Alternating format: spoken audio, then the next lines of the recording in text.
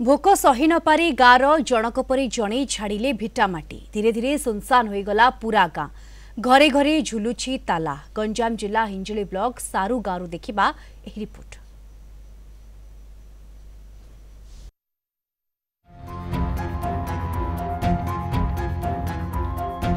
गाँ आरंभरू शेष जाए घरे घरे झुलुछि ताला।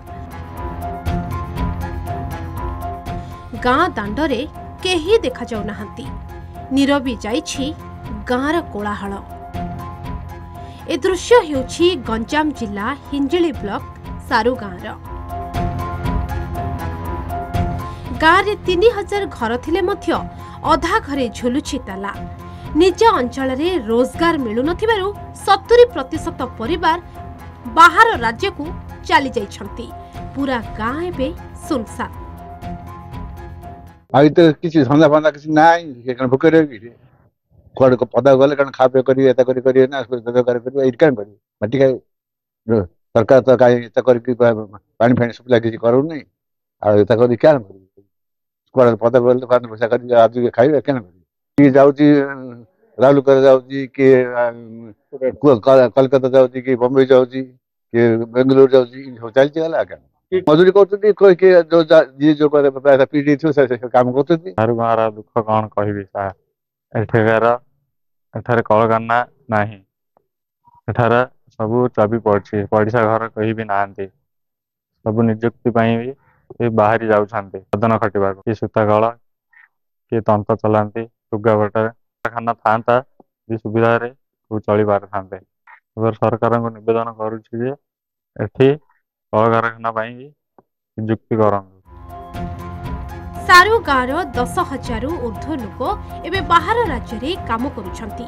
केतेक गाँ को आउ फेरिबाकू इच्छा करुनथिबा बेले आउ केते सबुदिन पई आखि बुझिलेनी। वर्ष वर्ष धरी गाँ रे पर्व पर्वाणी जानी यात्रा रे सेतेटा खुशी मध्य देखिबाकू मिलुनी।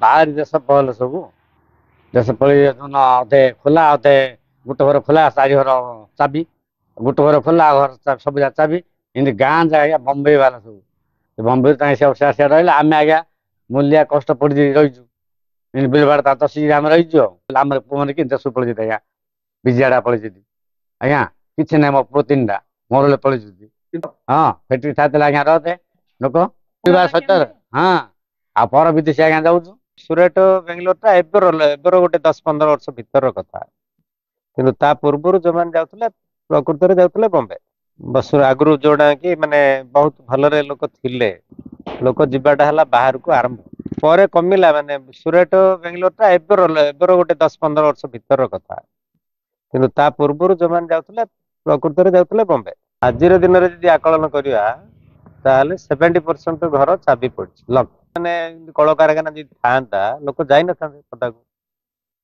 से मैंने आज गला से स्थायी बासिंदा हेले किए भलरे भी अच्छी किए मैंने ताठू भी दुखरे अच्छी बाहर को जाइए लोक पेट पाटणा जाऊँ जो बोले कौटे भलरे रोचे कौटे खराब सांगसाथी सब जगह पड़े गोटे किए ना आमर ये सरकार बीजेपी गवर्नमेंट तो आसला सी तो सरकार दृष्टि देले किसी गोटे करें कल कारखाना भल हाँ रोजगार पाई बाहर राज्य को युवक माने जाउछंती दादन खटिबा पाई।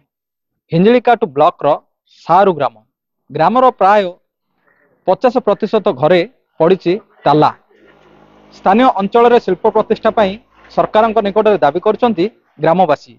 हिंजिलिकाटू पवित्र पात्र, कलिंग टीवी।